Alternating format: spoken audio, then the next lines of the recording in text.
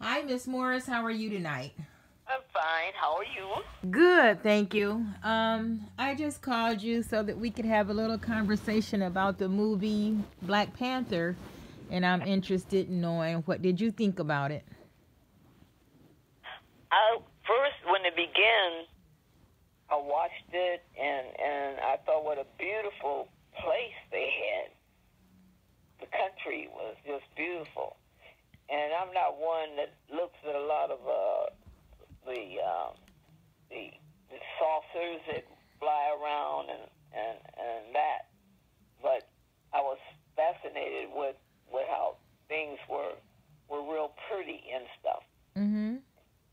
And I really didn't get the true meaning of it until the end. And what was your synopsis of it? The, mine was that people coming together Mm. and doing something for other people that didn't have the knowledge Mm-hmm. or the finances to do it for themselves. Mm-hmm. This is my belief that we as black people really, there's a lot of black people becoming wealthy now, Mm-hmm. but the people at the lower level don't come in, and the people who are retiring from jobs that have all the knowledge that they work hard for other people all the time, Mm-hmm. that they walk away with all this knowledge, but they don't come together to put it together to make a difference in other people's lives. Mm. Like people say, I got mine. Mm-hmm. Let them get theirs the best way they can. And I believe that everybody doesn't want to be poor and raggedy and on drugs and not caring. Everybody doesn't want to be there, Mm-hmm.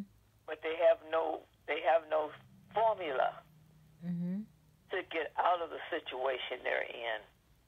What are some things that you're putting together to help those kind of people? Well, we're doing several things.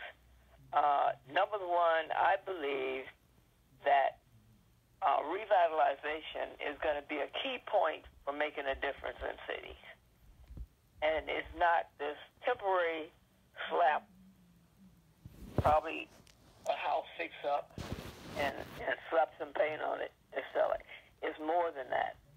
It has to be where people come together with their knowledge of knowing that you can't change a situation and you can't build wealth by yourself. So it has to be people of common interest, common knowledge, and committed, and knowing that we can make a difference if we come together and have a plan. Mm-hmm.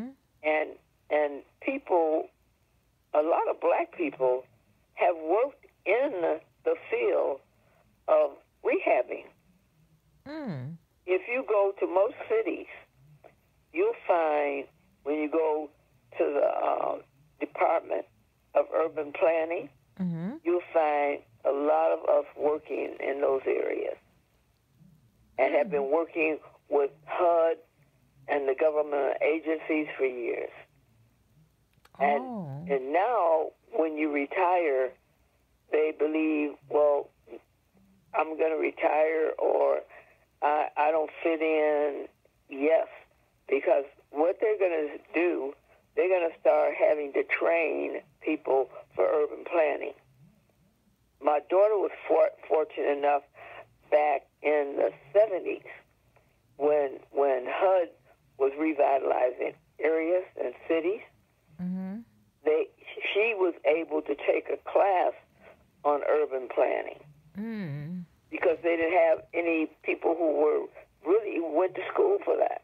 Mm. And then when she finished, they changed the way of putting money into the city. They took that away. So she wasn't able to go into that part of her master's degree. Wow. So what's going to happen it's a massive job to revitalize a city because most of the cities need roads, they need water, the water protection, they need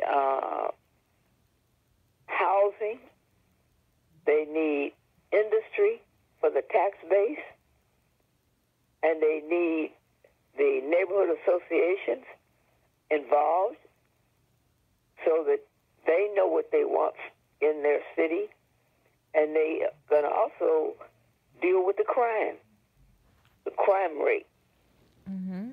and the educational system.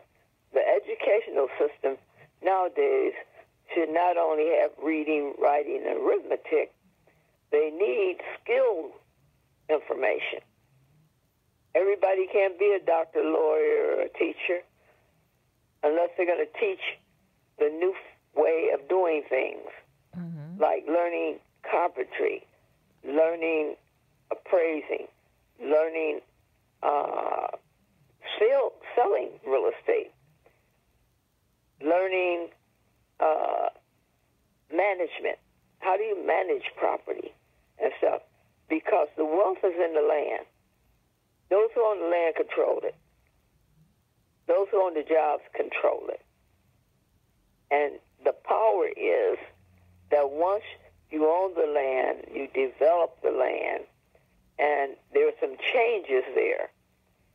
And if it's a safe community, educational community, and then you build companies, million-dollar companies, and then when your children go off to college, it's always been said in Muskegon, they tell the children, I'm sending you to college, but do not come back here.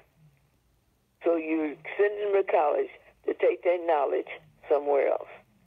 What should be done, cities need to build million-dollar companies and start the young people before they go off to college working for some of these companies. So once they go off, they come back, or they don't even have to come back. That you have wealth enough where you can set them up in business in another town. The same thing we did here, they can do somewhere else. Mm-hmm. And when you set up a company dealing with revitalization, that means that you're not working for the city, you contract with the city and HUD. And you show what can be done with the right procedures and the challenges that you face or why people leave the area anyway. It's usually is because things become deteriorated. There's no job market. There's no, should I say, uplifting, upgrading people, because they live in a situation that's going downhill rather than being built and beautifying and getting along with each other. Why do you think it is that black people don't get along with each other? Well, I think sometimes they don't trust each other. Why not? Well, some of them are still like slaves, have a slave mentality. Yeah. If you listen to black people and you tell them that we're starting companies that's going to be on building wealth, how are they going to do that? They can't do that. And they haven't even tried it. Right, because they've never come together. They don't come together. And mine is, I'm talking to women of influence. It's a group we're calling together called Women of Influence. Women will listen to you if they understand where you're going and what do I get out of this. What you get out of it is being challenged that you can be wealthy. And you're not going to do it by yourself. You're going to be with some other women and men. And the women of influence will be called the Eagle Division.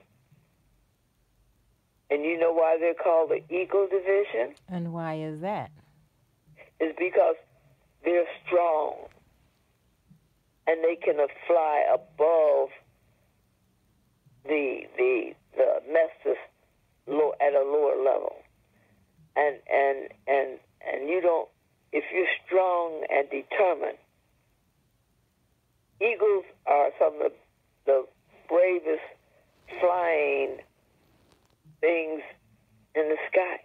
Mm. They know where they're going, and they're strong enough to take their wings and lift them up and lift above all the, should I say, ungathered people. And you don't see them on the ground. Mm-hmm. They fly above all this stuff that's on the ground that will distract them. Mm. And mine, I'm an eagle. Mm-hmm. Because I believe that we can do all things, and I am saved also, and I believe we can do all things through Christ. And whatever religion you have, if you have no religion, mm-hmm. you can still believe in yourself. Yeah. And what happens is people, negative people, I don't even talk to. I've done a lot of things in my life. If I had listened to negative people, I would have never have done it. When I sit down by somebody and they're negative, I move. I don't want them to steal my joy. Yeah. Well, Ciggzree, I live in Detroit, and I would love to see our neighborhood in Muskegon, especially around Ray Street, revitalized. I mean, that would be my first area of interest. Right. Yeah. Right. I think it might start with neighborhood associations too. Would you? Well, the neighborhood association, that's one of our things in our strategy. Mm-hmm. The neighborhood associations we have down, and also we have the ministers down, because if the ministers, our program is the ministers adopt the block. Ah. Okay? The ministers adopt the block, and they're responsible for that block.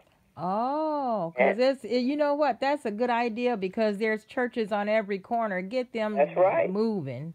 That's right. Because our church does that.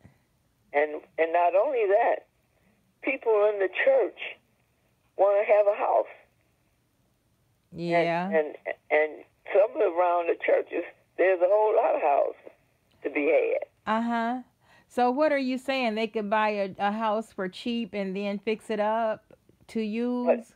What happens is, the way we're setting ours up is we're building a construction company, okay? Mm-hmm. And we're building, it's called a construction management company. Mm-hmm. So licensed individuals come up under this company, subcontractors, plumbers, electricians, the general contractor, everybody comes up under this umbrella. And this umbrella is also going to train future carpenters, electricians, and everything. And you utilize the educational system, because some areas they're shutting down schools. Why not open those schools? Mm-hmm. I have often wanted to open up that school that used to be called Martin Luther King. It was East Park first, right there on Barney. I mean, that's a terrible waste, just letting that school just sit there. Right. Uh-huh. So what happens is we introduce the community, and when we go into communities, because what we're building the revitalization company, okay? So what happens when we go into the areas that have to be revitalized, we bring our group in who know what to do and how to do it.